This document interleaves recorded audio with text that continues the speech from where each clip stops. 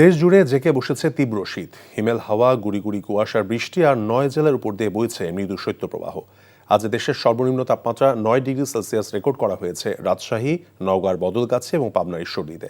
একদিন ঢাকায় মৌসুমের সর্বনিম্ন তাপমাত্রা রেকর্ড করা হয়েছে 12.5 ডিগ্রি সেলসিয়াস। আবহাওয়ার পূর্বাভাস বলছে আগামী এক সপ্তাহ জুড়েই এই ধরনের আবহাওয়া বিরাজ করবে।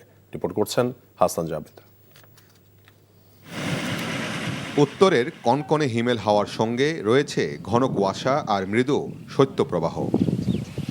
ফলে দেশের উত্তর ও পশ্চিমাঞ্চলীয় জেলাগুলোতে শীতের তীব্রতা বেড়েছে।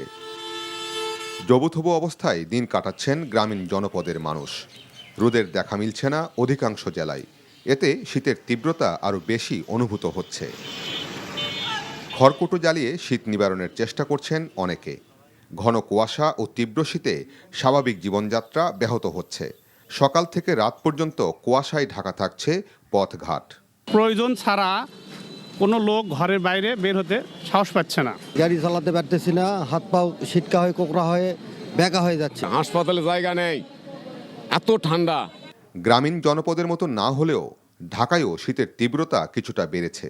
দুপুর পর্যন্ত রোদের দেখা পাচ্ছেন না রাজধানীবাসী। ফলে খেটে খাওয়া মানুষজন বেশি সমস্যায় পড়ছেন।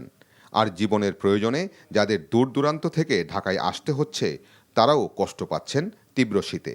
গত মৌসুমে ঢাকায় সর্বনিম্ন তাপমাত্রা রেকর্ড করা হয় 13 ডিগ্রি সেলসিয়াস, যা এ মৌসুমে কমে শনিবার হয়েছে 12.5 ডিগ্রি সেলসিয়াস। আমি আসছি কিশোরগঞ্জ থেকে। ওইখানে কেমন? এখানে কিশোরগঞ্জ হলো ঢাকার চেয়ে একটু বেশি। গ্রাম সাইড থেকে আসছি, ওইখানেও মোটামুটি ঠান্ডা। রাস্তা দিয়ে আসার পরেও সূর্য দেখি না, এখন আসার পরে সূর্য নাই। রিক্সা চালাই তখন আরো মনে বরফ পড়তেছে। এখন তো চালাইতে হয়, পেটের অভাবে চালাইতে হবে, সংসার তো বাঁচতে হবে। খেটে খাওয়া মানুষ তীব্র শীতে কষ্ট পেলেও অন্যরকম চিত্র দেখা মিলল রাজধানীর আগারগাঁওয়ের পুরাতন বাণিজ্য মেলার মাঠে। ক্রিকেট খেলায় ব্যস্ত থাকা তরুণরা জানালো, শীতকে উপভোগ করতেই বন্ধুরা মিলে খোলা মাঠে এসেছেন। শীতের দিনে আসলে খেলতে অনেক ভালো লাগছে। আমরা ছোটবেলা আগে গ্রামে খেলতাম, তো ঢাকাতে আসলে এরকম সুযোগ তো নাই, তো আমরা ছুটির দিনে আসলে খেলতে আসছি। শীতের ভিতর আসলে খেললে একটু শরীর গরম হয়, সেজন্য আমরা ঘন কুয়াশার ভিতরে আসলাম। দুপুরের পর রোদ উকি দেয় মধ্য আকাশে, তখন শীতের তীব্রতা কিছুটা কমে আসে। আবহাওয়া অফিস বলছে, সামনের এক সপ্তাহ একই ধরনের শীত অনুভূত হবে দেশ জুড়ে।